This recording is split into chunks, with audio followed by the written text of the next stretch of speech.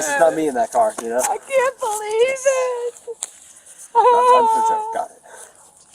Oh my God. It's kind of a time to not really know what to do, so. I don't know what happened. At random, too. Why? I don't get it. I don't have any answer. How old is Brian? He's 19. He's 19.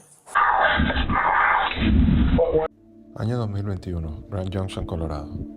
Es el 1 de marzo y Warren Barnes, un hombre de 69 años, conocido por frecuentar la esquina frente a la tienda de vestidos del pueblo, se encuentra desaparecido desde el sábado 27 de febrero. Warren sigue una rutina estricta, por lo que al no acudir a su trabajo la mañana del lunes 1 de marzo, sus compañeros de trabajo encienden la alarma. What raised concern with you today to report him missing? Because the place People Ready called to see if I had seen him because he didn't show up for work, and he's never once not shown up for work in the 4 years he's been working for them. So I said no, and that I hadn't seen him since Saturday. I don't know, I just have a really bad feeling. Esa misma noche, en otra parte del pueblo, sucedieron una serie de eventos bastante sospechosos. En el río del pueblo, la policía halló un vehículo parcialmente sumergido. Su conductor, Brian Cohy, accidentalmente terminó atascado en el mismo. What you doing down here, bud? Well, I felt like I needed to get out, and I figured, why not park here and just relax a little bit? Relax and think. Okay. And I parked on the boat ramp, and I thought it would be easy to get out. But when I tried to, Where did you park? Sus padres llegaron a la escena del accidente aproximadamente a las 3 de la mañana, para percatarse de que algo no andaba bien. La policía en la escena notó algo alarmante, en la parte trasera del auto. Hey, quick question for you. Sure. So the back bumper, I don't know, you can probably see it from here. It's a lot of red on the back of that. Yeah. Dripping down it all a little bit. But underneath the license plate, a little area right there. Okay. A lot of red. Which means, looks like blood. Blood? Yeah. I don't know if did your son hurt himself on his way out at all? He might have, he just didn't know it. I don't know. That's why I'm asking. It's a good question. He's at home. Make sure he's not got a cut or He just said he's going to bed. something out on him somewhere that he's not aware of, maybe because his adrenaline was a little high. Maybe just have him do like a self-check, make sure he's okay. Hello? Brian, are you okay? They see blood on the back bumper of the vehicle. Really? Yeah, did you get hurt? No. Are you sure you don't have any injuries? No, I'm fine. There's blood on it? We're not sure. We're not sure. It's a red, something red underneath the license plate. Similar blood stain. Oh, no. All right. But you're not injured. You don't have any cuts? No, I don't know what would cause blood or whatever it is on the bumper. This is John. What's the address emergency? Hi, there is an emergency. I found something in my son's closet wrapped in a plastic bag. Okay, what was it? I think it's a human head. It's a what? I think it's a human head. Why do you think it's that? Because it looks like it's all an ear. Is it bloody or does it like anything like that? I just told you to come. So I had to take a picture and send it to you. Can you What's the just address? come? Is your son there now? He just pulled up. We wanted to make sure he was here before we called. How old is he? 19. He's had a little bit of a fascination with the morbid, but he was channeling it, I thought, into becoming a crime scene investigator, but not so much. Do you think he's going to be cooperative with us? I don't know. I don't think he'll be violent. Just came back from his friend's house. Does he have any weapons in his room or do you guys have any in the house? I don't know. I think that he has a shotgun, but we can certainly remove it immediately before he gets in his room. He's out by the car now, so. Is the bag still in the closet? No, it's in my kitchen sink, and there's a secondary bag that I have not opened. La policía del condado acudió inmediatamente al llamado de la madre de Brian Cohy. Al llegar a su residencia, se encontró cara a cara con el sospechoso y su familia. Esta interacción de seguro quedará grabada en la memoria del oficial de policía para siempre. Okay, so parents have some concerns of some stuff they may have found in your room? Yeah, I believe so. And what would it be? A human head and hands. Like, for real human head and hands? Yes. From? That fellow who went missing recently. Which fellow was that? Warren Brown. Warren Brown? When did he go missing? The night of the 27th. The night of the 27th? Okay, and how did you end up with him? I murdered him. With what? A knife. Why would you have done that? I've always wondered what murder felt like. Okay, where did you do that at? Underneath the bridge. Which bridge? The one past Okay. near the weird intersection. Okay. Do you have anything on you that's going to cut, poke, hurt, stick me anything without reaching for nothing? Don't reach for nothing.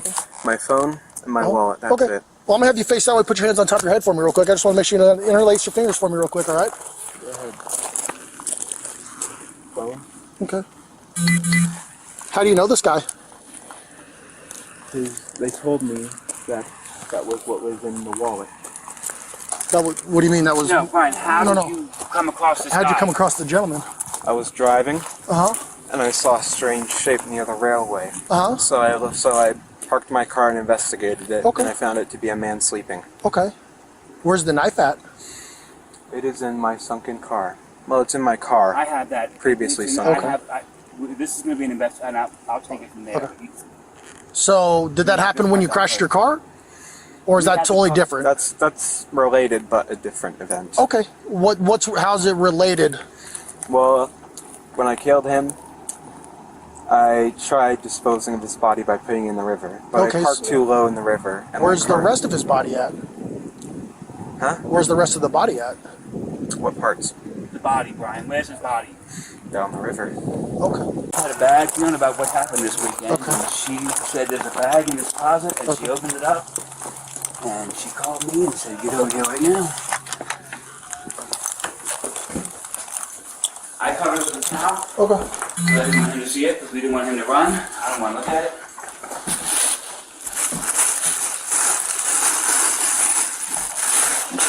Yeah.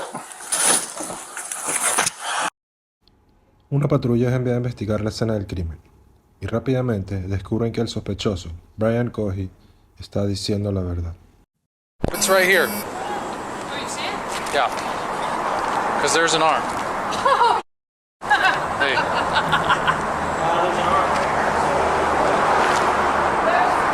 Just search ever. There's an arm, there's another arm. Okay. You said you murdered someone. I did. Did you know the person? No. No? No. I was driving one night. I was in a, shall we say, bad state of mind. Okay. I saw a strange shape by the railway tracks, so I investigated, and it revealed to be a homeless person sleeping. Well, I presumed homeless, because he was there. Okay. So, I stabbed him to death. Okay. Then decapitated his head and hands and arms. Okay. I then took the head and put it in my car trunk along with the hands in bags, plastic Ziploc bags. I took it back to my house, cleaned off the knife, tried to hide the head and hands, removed the trash in my car that was stained in blood, and then I tried sleeping. However, I was quite stupid, shall we say, because I decided that's too much evidence. The body needs to be dumped in the river. So I took the body in the trunk, drove it to the Blue Heron drop-off point, and unsuccessfully dumped the body as I parked too low down the ramp. The ramp is mud and dirt, so unless you have four-wheel drive, you're not getting out. And I was unable to get out, and my car flooded. I killed him just after 11, February 27th, 2021, and then I dumped the body. I tried to dump the body. I'm trying to remember the time exactly. It was 1 a.m. Okay. And yeah. So that sounds fascinating. What do you want to know? To start back at the beginning and go slow and tell me as many details as you can remember. So, because I mean, I'm already going to jail for this 15 years probably. I have no idea. Because we're at the beginning. It's murder. I mean, I'm going to jail for 20 probably, but so I figured, why fight it? Okay. So what's important to me is to learn as much about you and what you did as I can. Well, as many details as you can give me, the better. I drive a 2007 Ford 500. Okay. And I keep a small 18-inch bat in there for self-defense. Okay. And a large kitchen knife in the glove box, both for self-defense, because I don't really trust anyone, or really any part of this town, so that's why I have both. And, let's see, yeah, it was the night of February 27th. It was a full moon. And I figured, I can see so well, why not drive out? And I am in a bad state of mind at that time. I have major depressive disorder, so I am not thinking, shall say, positively. Okay. And I'm cruising around for an hour and a half. So I fill up on gas halfway through, and I'm eventually driving underneath the bridge near the sheriff's office. You know, like how... Can I? Oh yeah, go ahead. There's a road underneath, right? Out under the overpass. And I was driving along, and I see a shape here on the railway track. So I'm like, oh, interesting. So I go up, and as I'm looking, I see a large thing wrapped in a canvas. Okay. And I'm like, that's a homeless person. So I grab my knife, I put on 3 layers of gloves, because plastic gloves can betray their users because they're so thin, those vinyl gloves, by imprinting your fingerprints through. So I put on 3 on one hand. I took the knife, I pulled back the canvas, and I stabbed his neck. He was panicking at first. In his old man voice, he was in his 50s. I know why I call him old man. He was saying, "What are you doing? What are you doing? Why? Ah!" And I just kept on stabbing his neck. It's okay if I do a demonstration. Oh yeah. This is him. I was straddled on top of him like this. Okay. And he couldn't fight back. It was actually surprisingly easy. I was barely breaking a sweat. I thought, oh, this guy, he's going to be tough. But no, it was actually surprisingly easy. And during the time I was growling and making animalistic noises. Why were you doing that? I suppose it was a frenzy. Okay. I was so excited, so rushed up on adrenaline every day. It's just, woo-hoo! And I paused and he said, "Why are you doing this?" And I said, "I've been wanting to do this for a long time, murder someone." And then I continued. The whole ordeal lasted about a minute and a half. Okay. And I stabbed, and when I was finished stabbing him, he took out his last breath, a grunt, and his head was halfway cut off in stabs. All the while, no, actually, after I killed him, I just couldn't stop saying, "Stinky, dirty, dirty, stinky, stinky." El juicio de Brian Cohee. Se declaró no culpable por locura y duró 12 días. Su abogado alegó que sus problemas mentales le impidieron distinguir entre el bien y el mal, pero el jurado se negó a creer esta teoría.